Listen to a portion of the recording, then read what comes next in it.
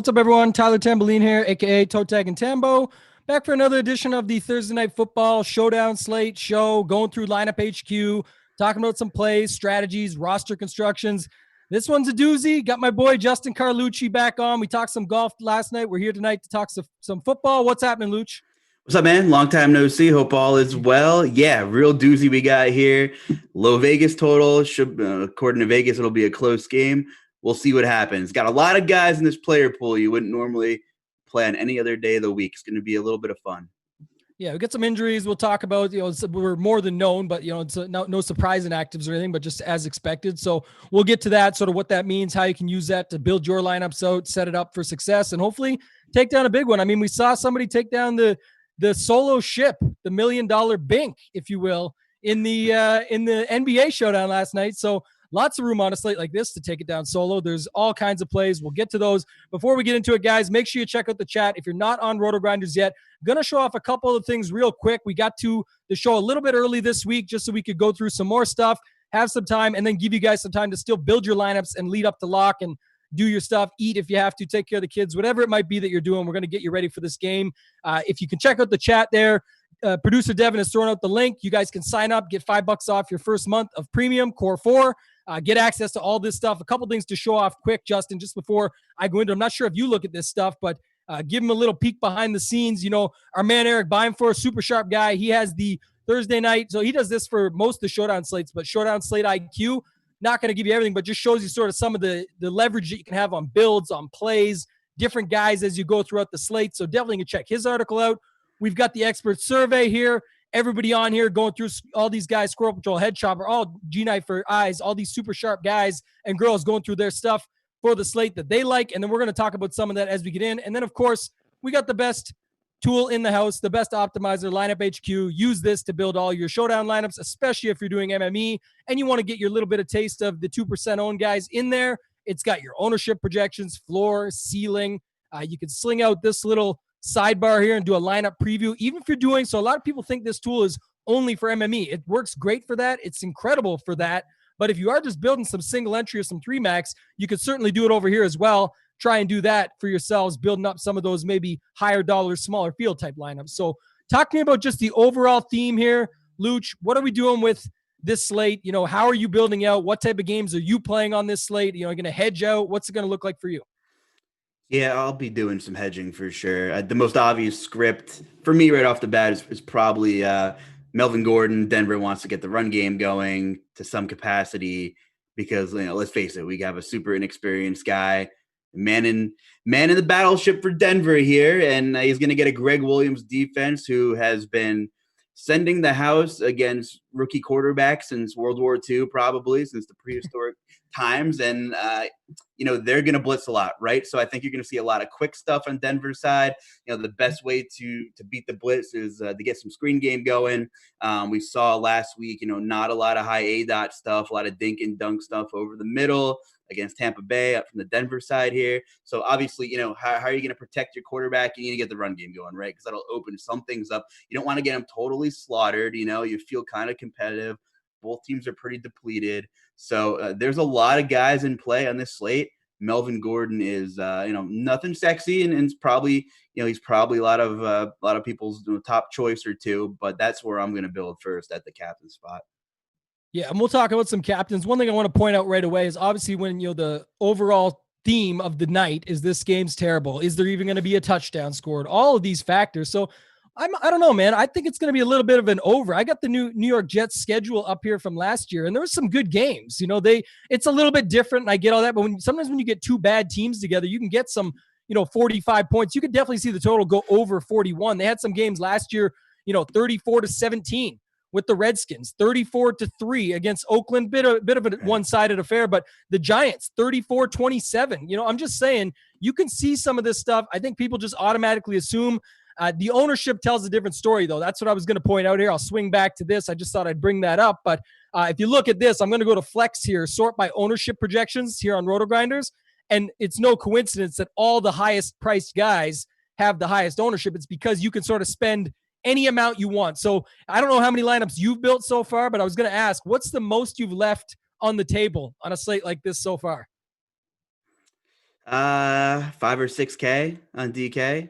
Yeah. Especially when you get a guy like Chris Hogan, who's still super cheap. And he is active tonight, by the way. I just saw that breaking from multiple beat writers. I wanted to make sure I saw more than one source before I went and said that. So via Twitter, it looks like Hogan's active. We'll get to some more injuries a little bit later.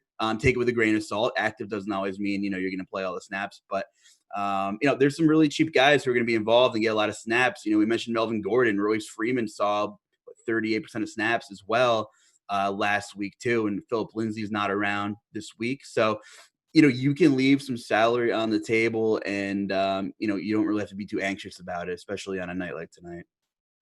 Yeah, and I think we'll talk about this first. We're going to swing it around a little bit. I know last show we did, some people said we didn't talk enough about maybe the punt plays. They know who the guys in this game are. They know about Jerry Jeudy. They know about Gordon. They know about the quarterbacks. Brett Ripien's in for Driscoll, for Drew Lock, who's injured, so back-to-back backup. But that's interesting. But, everyone's playing them. We just looked at the ownership. It's, 50 to 70% on those guys. Let's start at the bottom this week just to be different. So I'm going to go to Flex. Is there anybody down at $200 that you're entertaining, or anywhere from 200 right up to, say, P. Ryan at 1.8K? Anybody down there? I was thinking about Josh Malone, but now with the news, we know who's going to be on the field. I'm probably off him, so I'm not really going to be crazy. Jake Butt will play a lot. I think he's going to block quite a bit, especially, just from looking at numbers from last week. He played a decent amount of snaps for someone that's $800. But I think you're going to see some Butt to help a little prep. You're going to see some Jake Butt to help some pass protection. You're going to see a lot of blitzing. Denver's O-line continues to be extremely unlucky in the injury department. So I'm not sure how super effective he's going to be, but you have a quarterback that likes to dink and dunk. You can get lucky and get that Nick Boyle garbage touchdown that happened Monday night in the Ravens-Chiefs game. Nick Boyle was a chalk placeholder for most people to cram the studs in, and look what happened. So I don't mind having some Jake Butt shares, temper your expectations. And Ryan Griffin's a guy who sees some snaps too. So both of those tight ends, I'm not going crazy. They'll be minimally owned, but I'll probably match the projected field on both of those guys. Yeah, and we're going to get to some of the other guys. The chat's talking about Crowder is playing, yes, like Hogan for sure. Have some Hambler interest. We'll get to that. I think the mid-range is where it gets the most interesting, but I'm just going to give my thoughts here quick and move it along. But I don't think you need too many of these guys. I think it's, if one pops off, that's probably plenty. Build your lineups accordingly. We're going to talk about some of the constructions you can do, whether it's for a Jets blowout, if you want to take that route. If it's a Broncos blowout, that's a totally different build. And then if you just think it's going to be a slower paced game, you can get a couple of the running backs in there and just clock on both sides, and maybe a couple pass catchers or a running back in the captain, run it back with some of the wide receiver plays. But I still like Malone a little bit. The only reason is I know how Hogan's active. $200 makes your lineup unique. There's not going to be a lot of people going down to this. With Hogan back and Crowder in and everyone thinking that's probably all set, what's to say they don't have an in-game injury or something like that? I'm certainly not going to sit here and tell you, build for injuries, but I'm going to say if you're building 20-plus lineups like I am, I'm going to have some stuff that's off the wall. Nobody wanted to play Kendrick Nunn, and this is a football show, but basketball last night, talk about that solo ship, a 2% owned Kendrick Nunn. How does he even get in the pool? People say it's Showdown. There's variance. It's one game. In football, an extremely physical sport, there's absolutely opportunity for just a quick hinge of a hamstring or a groin, and these guys are out, and all of a sudden this $200 play is picking up 5 or 6 passes. Again, anything can happen, and at $200, I think he's interesting. You mentioned the 2 tight ends. They're okay. I think P. Ryan will be a little bit owned here. 7% is not much, but I think it's a way that you could go. What about Royce Freeman? I know Chris Hogan's great that we talked about there. I think he's going to be a fine play now, especially being in, and maybe some people setting their lineups early and not going back to change them, or having that fear, right? What if I change the winning lineup that was, and they don't want to duplicate and make a different lineup and import that one? So what about, P. Ryan, Freeman, Deshaun Hamilton, those other guys around him? Yeah, I don't mind P. Ryan, but I think I'm favoring Kalen Ballage in this situation. I think I'm just looking at the Jets backfield. It's a mess. They're splitting a lot of snaps.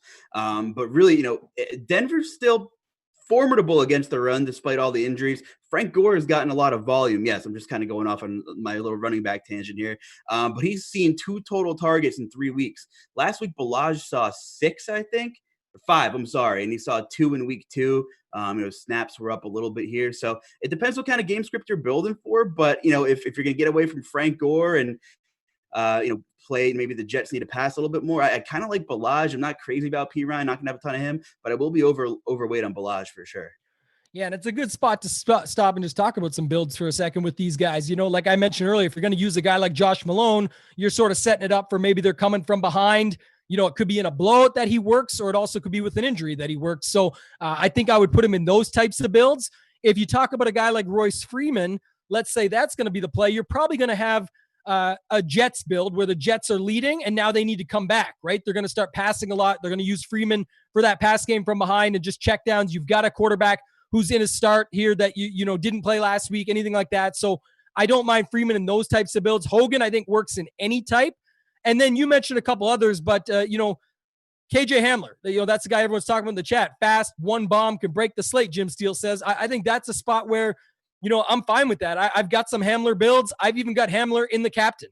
Like he said, it only takes one. A lot of people were calling for him. He was at 3K last week on the classic slate. Everyone liked him as sort of a value play. Didn't really, do anything special, but this could be a spot in an island game where you see him catch a big bomb or take a pass and take it to the house. And that would not necessarily break the slate, but he would for sure be optimal at 4.8K if something like that happens. So what's your thoughts on him? He's showing up right now around 14% ownership. I think that's about right on him. One broken play could break this whole thing wide open, right? When you have that total of 41.5.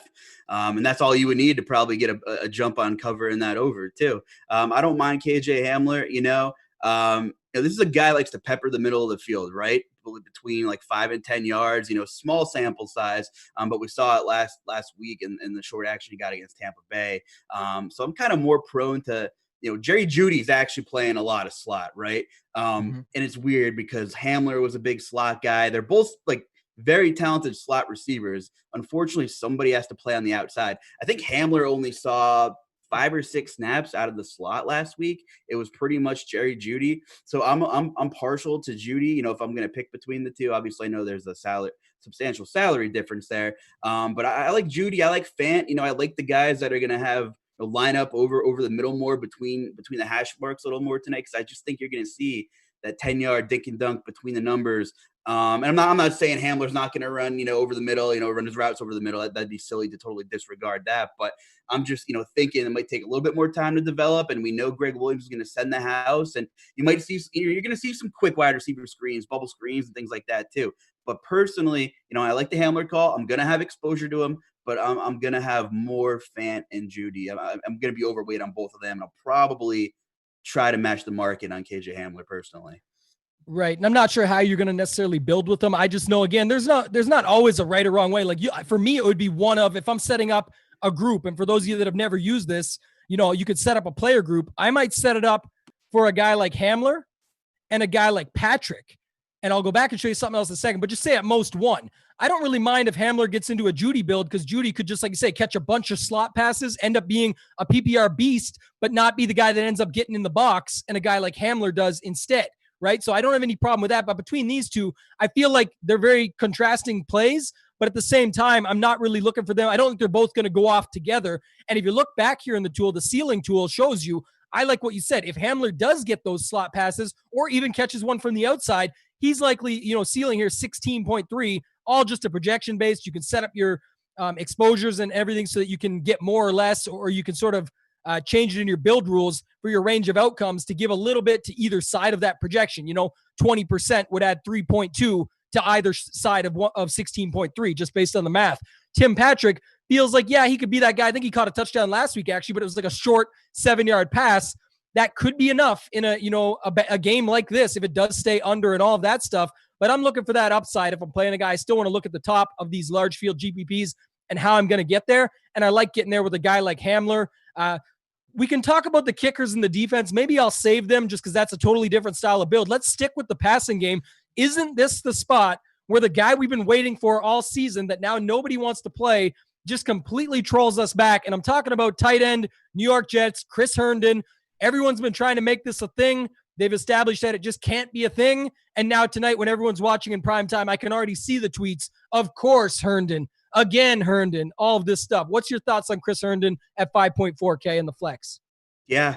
You use him in the captain, too. I'm just saying that's the price in the flex. I'll be overweight. I'll be overweight on Herndon. I'm a big Herndon guy. I've been for a couple of years. It hasn't been working out, right? We've been waiting forever for this guy to do something, but it just seems like a really good spot. Obviously Crowder's playing, Hogan's playing. Both guys are going to be less than 100%. Denver's pass D is suspect. Obviously, they're battling a ton of injuries here, but I still think they're formidable against the run. I think they're going to stop the run. In my opinion, that's kind of what a lot of my builds are going to be, that Denver kind of clamps down against the run and makes New York throw a little bit here. So I don't mind going back to Herndon at all. Another guy over the middle of the field. A lot of guys between the numbers tonight, between the hash marks, I like a lot. Just to go backwards here, just quickly, Jerry Jeudy is going to play a lot of slot. He's going to see a lot of Brian Poole in the slot over on New York, and he also has like 5 inches on Poole too. So we know Jeudy can run the routes. We know he can win on scrimmage with his feet. He's also going to have the physical advantage. So just some more numbers and just in my mind some theory to have a little more Jerry Jeudy. So you like Jerry Jeudy is what you're saying. I do. Okay. I think we're there. I think we made that. We got that one. Yeah. So I'm with you. I like it. And Judy's a good captain. I think Herndon, though, would be a sneaky captain. For right. Sure.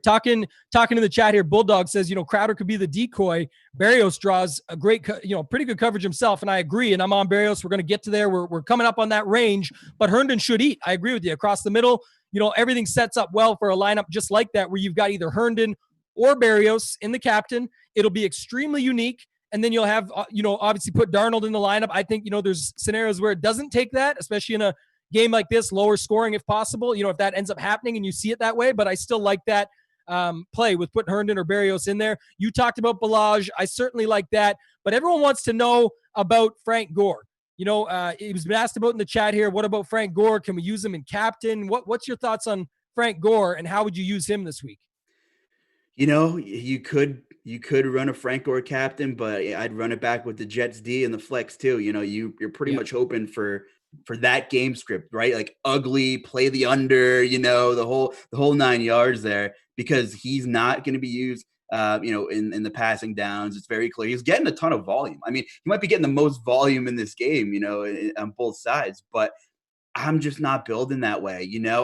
I'm probably going to be pretty light on him. He's projected to carry heavy ownership even as a flex option. And, I'm going to have some shares of him for sure, but was he coming in like 45, 46%, something like that? We're projecting him at, that's high and it's fair. I mean, you look at the volume, you want to play optimal. Sure. You're playing, single entry, you're playing some, if you're playing cash games tonight or whatever you're doing, you can play some Frank Gore, but personally, I'm not out on Frank Gore. I'm just going to be pretty light. Yeah, we're getting down the range. We're going to get to Crowder, guys. We talked about Herndon. We talked about some of these guys. Like it's one game slate. It's showdown. It is what it is, right? You're going to play the guys that you feel like make sense in your build, but that's what we're trying to talk about. How can we make these builds work? So for me, a couple notes on Gore. I think, you can definitely use them in both. I understand you could use them in the flex, but then say that the idea is that the PPR side of a guy like Fant or Jeudy just is enough to beat him. And Gore has a couple, one, maybe 2 goal line touchdowns, and that's it. Let's say he has 30 yards, not much yardage, but then he gets a couple touchdowns. You'd think in a game like this, that would be captain-esque. But if it ends up being, let's say, a 24-21, it's not necessarily true. And you could see a guy like Jeudy beat him on PPR or Fant on PPR. So there is an argument to play him in the flex. I'll say this. If I'm using Gore, it's going to be more likely to use on FanDuel.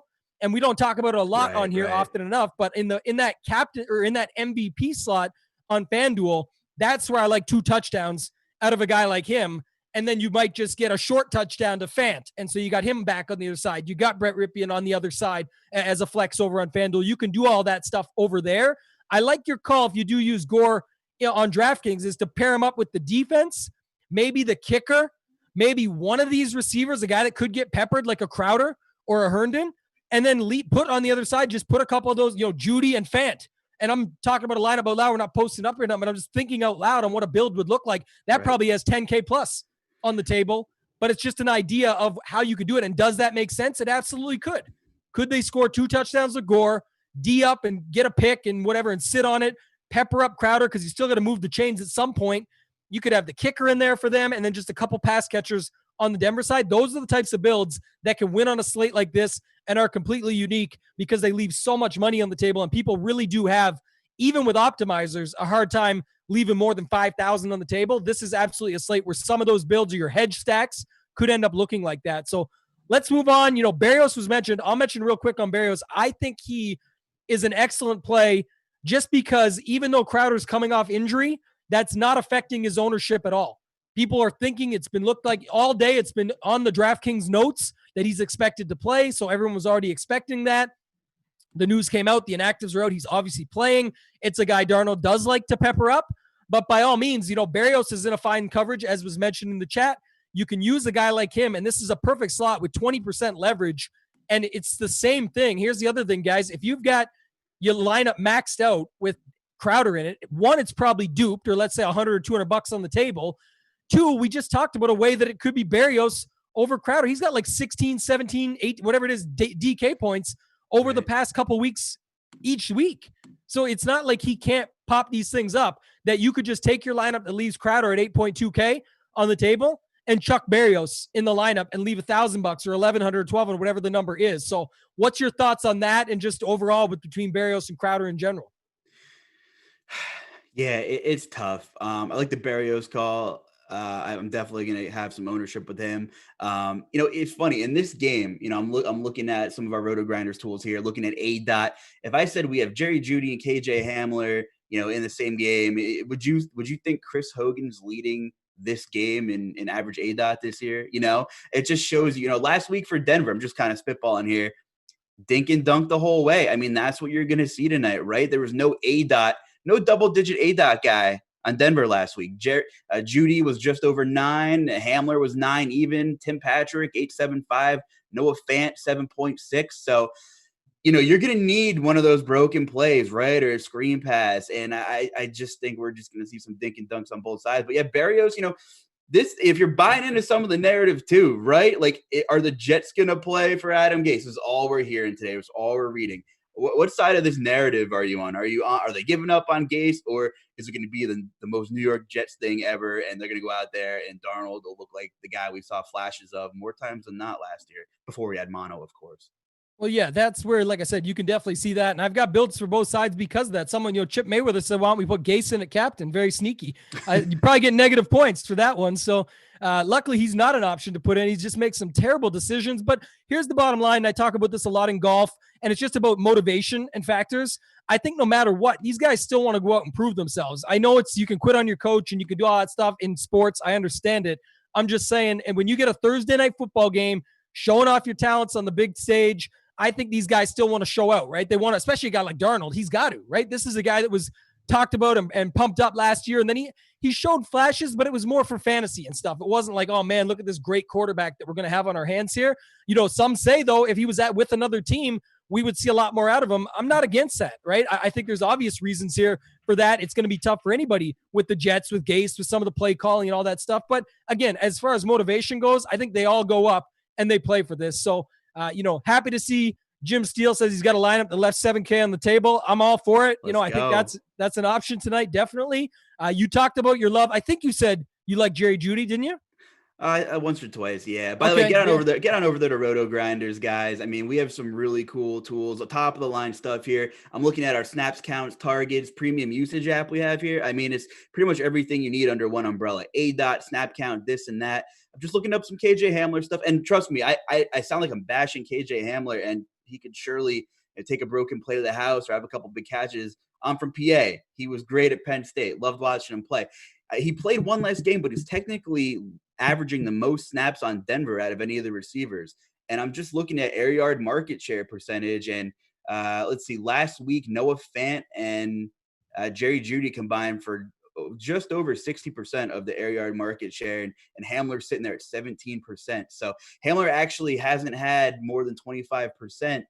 Actually more than 23% either of the first two games he played so far. So yep. I know it could happen for sure. This is a kid he's growing, right? He's young, and it's really great that he's seeing time on the field. And to play devil's advocate, if there's a game where he can really have an impact, it's going to be some of these bubble screens and We might see some weird play calling just to try to ignite these offenses, right? Like maybe some reverse handoffs, and who knows? Like this is one of those games where everything is on the table, especially when you have a guy like Adam Gase who's on the hottest of all hot seats as well.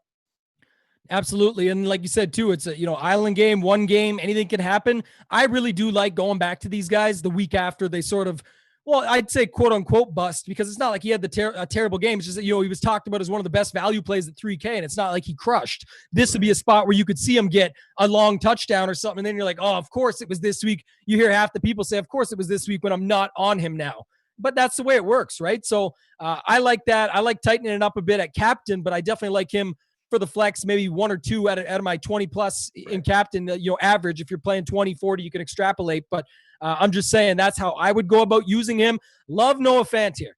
This is a play for me that, you're talking a lot about Jerry Jeudy. You can definitely play them together. You can rotate them in the captain spot. There's lots of opportunity for both of them. You just talked about the air yards. There's targets. There's routes ran. There's pretty much everything lines up for them, not to mention just the old school narrative. It's a fantasy football narrative right back to the season long days before DFS even existed, about backup quarterbacks or rookie quarterbacks or different quarterbacks coming in, playing in their first start and leaning on their tight end. It's really been a thing in the past, right? I think it's common with a lot of different teams where you see that. So what's your thoughts just on Fant, and then sort of how you want to build with him? Would you use him in the captain slot? Where are you at with Noah Fant?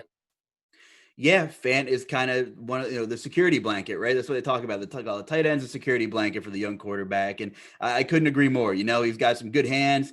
I'm sure there's a little bit of rapport there, some trust built up this week. As good as Judy's been, we saw some brutal drops this season, especially when they played Tennessee. I watched every snap of that game, and I'm big on Fant. I think you can play both, and if you think this game's going to be ugly, is this a game where you can really pair two of those guys? Maybe Vegas is right, and this is like a 20-17 game or something like that, and maybe you don't even play the quarterback, right?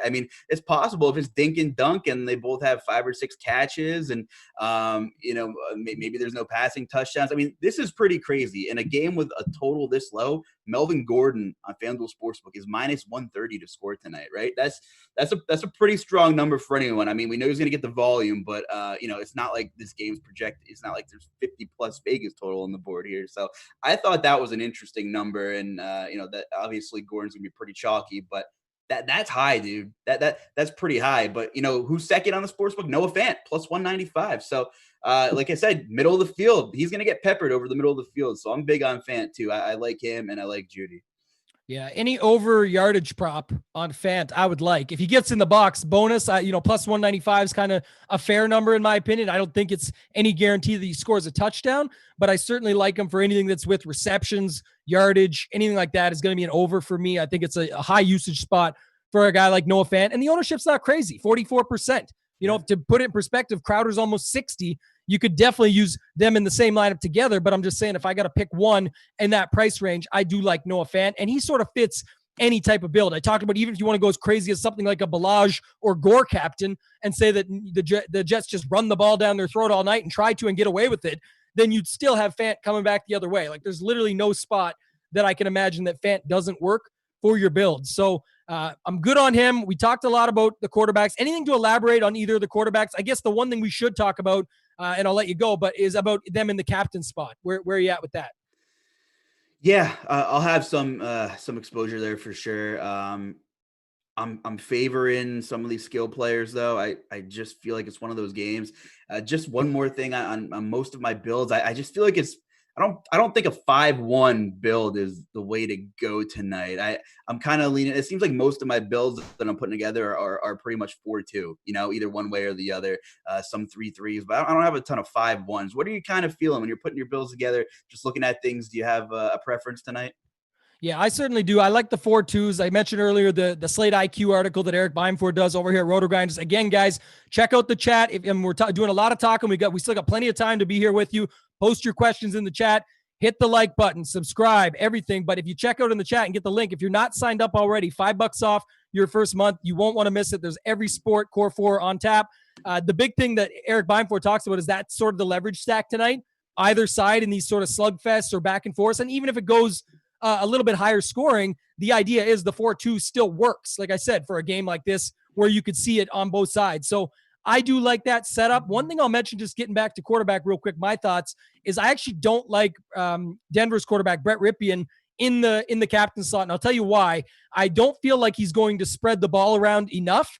I think, like we said, we've already talked about Judy, the security blanket, all that. I don't feel like they're going to score enough touchdowns.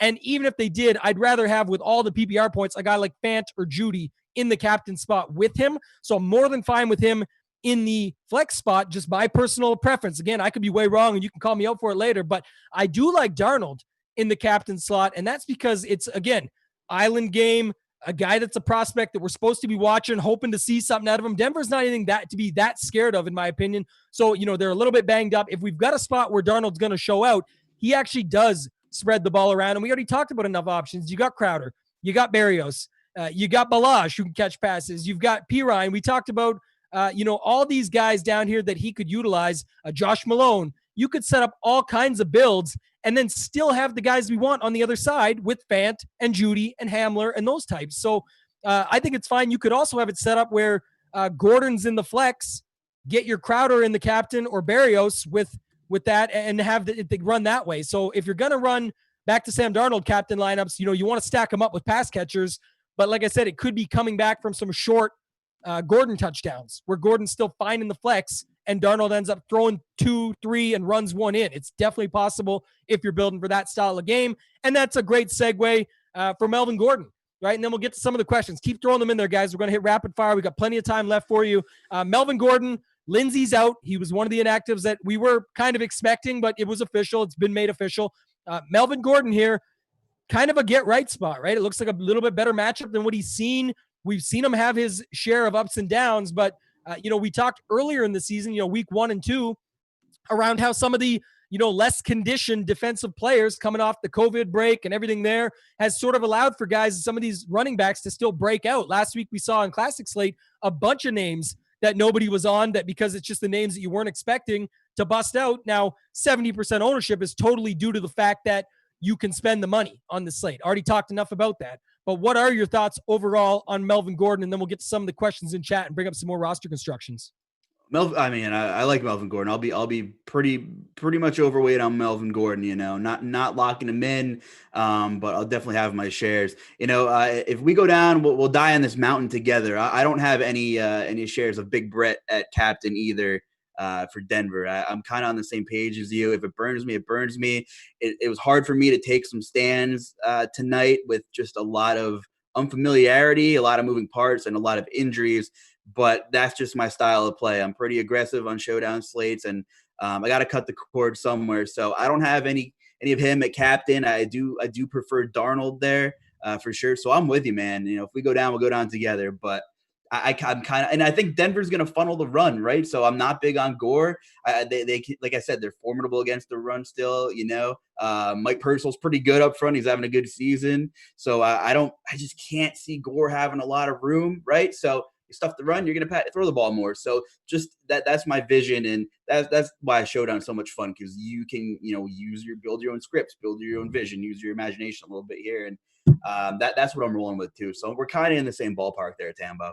Yeah, and I think the one thing, just to comment last on the quarterbacks before we get to some of these questions, just like I said, 55% and 63% ownership, that might even be low. They could even be a little bit higher, but obviously that's going to translate with the money to spend to the captain slot. I'm not even really, like I said, I'm not on any Brett Rypien captains, but, as people have talked about him at Boise State and all this stuff and how good of a quarterback he was on the outside, I got him in the flex, plenty of spots. Like I said, I could still build that up. I'll talk about one more thing in a second when it comes to 4-2, because a lot of people are asking about 4-2, and I've seen a couple of these builds lately do quite well. But Sam Darnold, like I said, even then, it's not like I'm saying to load him up in the captain. I'm definitely underweight on Darnold and captain. I'm always underweight on quarterback and captain. I just think there's just way too much opportunity for it to fail. I think with full point PPR, the bonuses, all these other factors, it's just so easy for someone to outdo him in that slot that it is what it is. So I'm going to roll with the other guys. I like my favorite captains are Gordon, Fant, Barrios. Who else? I'm just trying to think of names. Herndon. That's my favorite 4, I would say. Obviously, Crowder fits it, but like I said, I do like Barrios as an interesting captain, and Herndon as well. One thing I want to mention quick, what are your thoughts on this 4-2? I've seen this build work quite a bit lately, to be honest, is you have someone like Judy in the captain. You've got the flex with Brett Ripien. So there's your combo.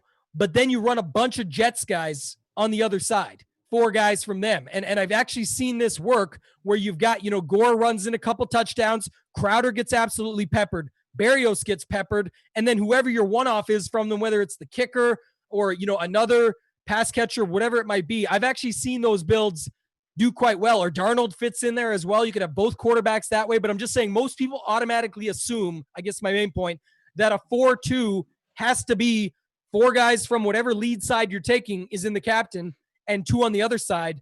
Lots of different research and stuff around there, about that, but all the sample sizes still really aren't quite big enough with this type of game being around a short period of time. I mean, last week we saw 1 guy in the captain and 5 guys, a 5-1 with the 1 in the captain. So it absolutely can get there. But what are your thoughts on that? And what are maybe some builds you could think about that you would do that way?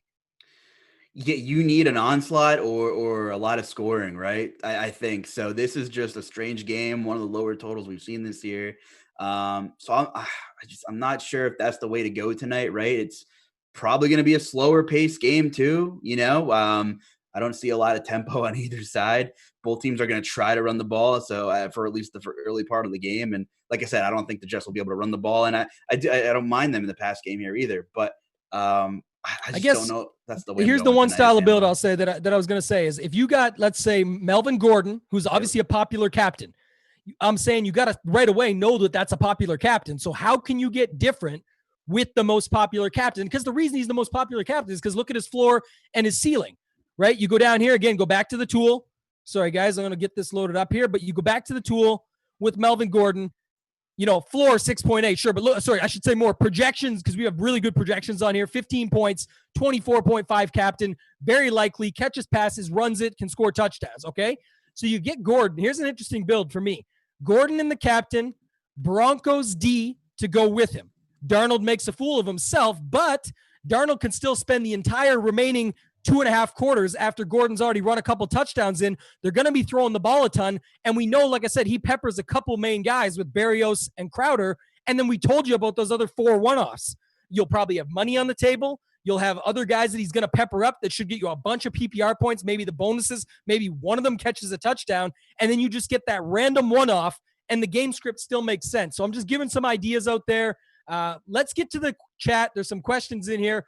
Someone said, Eric Lynn, thoughts on running about 40 lineups, all 4-2 builds? We already talked about that. I'm more than fine with it. And then getting unique with some of those 4-2s like I just talked about. What about you? No, I'm with it too. I have a ton of 4-2. It's the beautiful thing about DFS. You got to make your stands. It's a 1-game slate, right? I'd rather be unsuccessful knowing, I took unique stands and put my eggs in a couple of baskets than having a super variety in a 1-game slate. And that's the way to go. I mean, we saw it last night. We talked about shipping the millie. If you locked a couple guys in the right spots, you just had to fit in the other pieces, especially on FanDuel, right? When the salary doesn't change. That's I know we don't cover a lot of FanDuel in the show, but that's the big kicker. You're going more for raw points there on FanDuel, right? So touchdowns, right? You want to try and get as many actual scoring points as you can. Right. You got to remember there's no bonuses. There's no full point reception, PPR. Right, exactly. You're missing all this stuff. So quarterback and running back is much more common over there. I will say one note, on a night like tonight, I'd have no problem with a guy like Fant in the MVP, only because what if he is 2 touchdowns? I mean, that would be almost slate breaking if you expect the game to be like Vegas thinks at 41 points. That would probably be pretty high scoring, and it would make a lot of sense to have him in there. Now, at the same time, you'd have to think then doesn't Ripien have a pretty good game? Because even if he throws 1 or 2 more touchdowns to other guys, and let's say it just runs that way, so you got to make some decisions. And sometimes on FanDuel, I don't want to say it's bad. I'm not here to knock anybody, but I'd say it's almost like you have to import that lineup and immediately swap Ripien for Fant and just go with it because you love the lineup. It's just one of those is going to be the captain, the way you're saying the build's going to shake down. If Fant can work MVP, I should say, then obviously Ripien could too. And you saw that with basketball last night on DraftKings, the solo millie, all he did was flip LeBron and AD was much less popular and left more money on the table. Therefore, not as many people, nobody else went with that build. And it's the same way to do it here. So let's look at it here now. Someone, Bulldogs, talking about Driscoll, the chance that Ripien gets benched, they go back to Driscoll. The siege will take down everything if we get the backup quarterback narrative and he gets out there and get that. Do it if you want. I don't try and burn money that much. I like burning some money, but not that much for me. I think they're going to give the guy a shot. It would take an injury, in my opinion, but that's just a thought. Do you need to have a quarterback in the flex? What's your thoughts? Yeah, one. I think one. I think you need just from raw points tonight too, because I mean, there's going to be money left on the table. I think in the winner, right? But just that out of just variance in the way, I think you need one for sure. And for me, it's Arnold personally. Yeah, I'm with you there, and it's kind of tough to imagine them not, but again, depends on how many builds you get. I talked about a couple builds earlier with the, you could get away from it, but it would be tough to imagine. It would have to be a happening. Really unique game to not have a quarterback in a flex in this kind of environment. Real quick, something going exactly. You got to remember who gets the ball on every snap. The quarterback, right? Typically, you might get a couple wildcat plays or something in a random game like this, but I highly doubt it. So I'm with you there. I see that happening.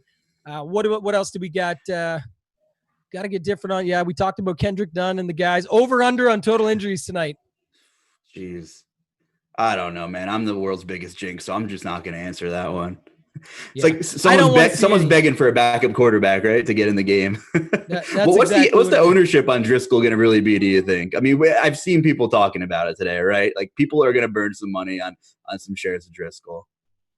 Yeah, if that happens, just chalk it up to bad luck and move it on. And even then, there's no guarantee he doesn't get injured on the first play. You see him trot onto the field when you think your money's in good now. So who knows, right? I don't play for that. I mean, I know it's Showdown. You got to get random. We talked about a lot of random plays. We talked about a lot of random builds.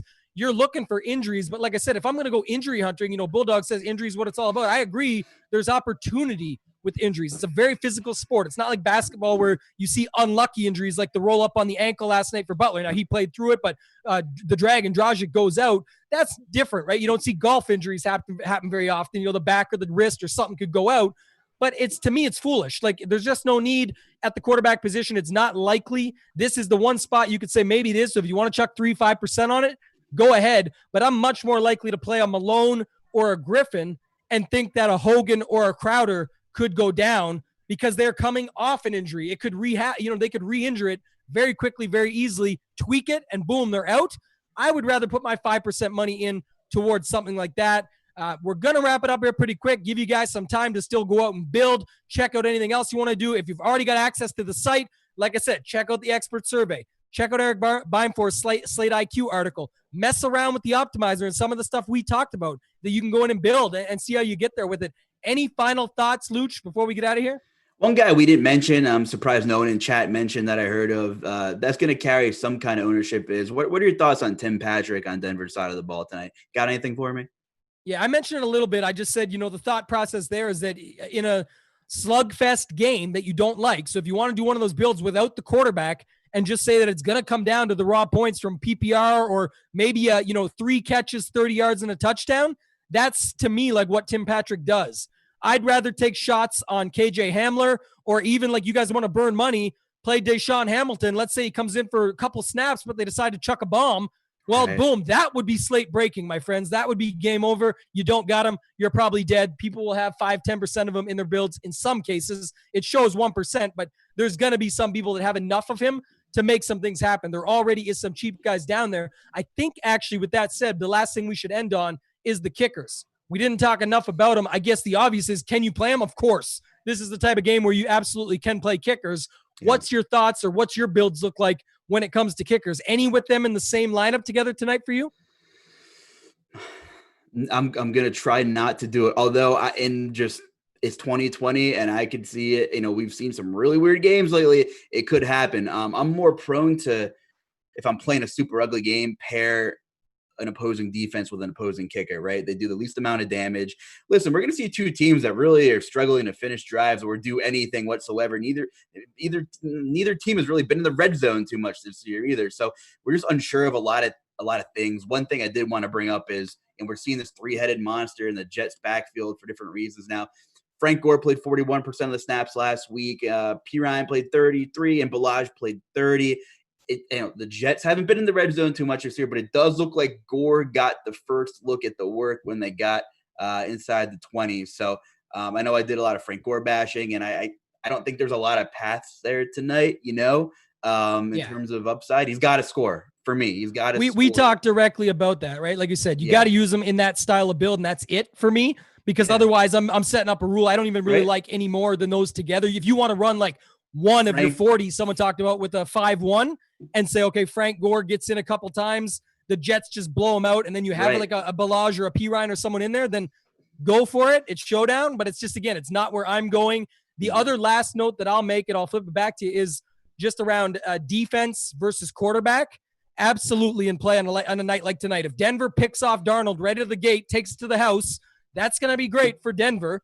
But then, Darnold's going to come right back on the field and probably play from behind and have all game to go off. So you could have Gordon in the captain, Broncos in the flex. And again, just a way to get different with those Gordon captain lineups is put Darnold in the same lineup. It's not going to be way off the board. I don't think people are that bad that they're not thinking that you can do that. But there's a lot of casual players out there on Showdown slates that automatically assume the minute you got the defense in it, you cannot put the quarterback. This is by far the biggest spot to do that, where you can actually have a spot where Denver or the Jets could score right away on the other guy making a mistake, and then have the other guy coming in the other way and just chucking it all game and stack his points up that way. So final thoughts, Luch, and then we'll get out of here. Yeah, no, we covered a lot of ground. Good point. Defense are in play with the opposing quarterback for sure. You gotta, if you're trying to cover many different scenarios, that's certainly one of them. We saw a lot of Frank Gore talk, and if you're playing kind of the Jets onslaught, which I'm not behind Frank Gore, but if you're gonna captain Frank Gore, maybe you go Frank Gore, and then maybe you flex the Jets D, and then maybe you play McManus, right? Kicker does the least amount of damage. He'll hurt the Jets defense the least. You're kind of banking on Denver not finishing drives, and who knows, man, this is going to be a volatile game, right? Like, we're going to see some ugly stuff. Take something down tonight, Tambo. So that's all I got for you. I hope we're helpful. Like I said, I like the guys that'll be living in the middle of the field for Denver. You're going to see a lot of quick stuff like Melvin Gordon. The easiest way to beat the blitz is going to be the screen game. And he saw 6 targets last week. He's minus 120 to score a touchdown at some point. So I really wouldn't overthink Melvin Gordon either. That's all I got for you tonight, Tambo.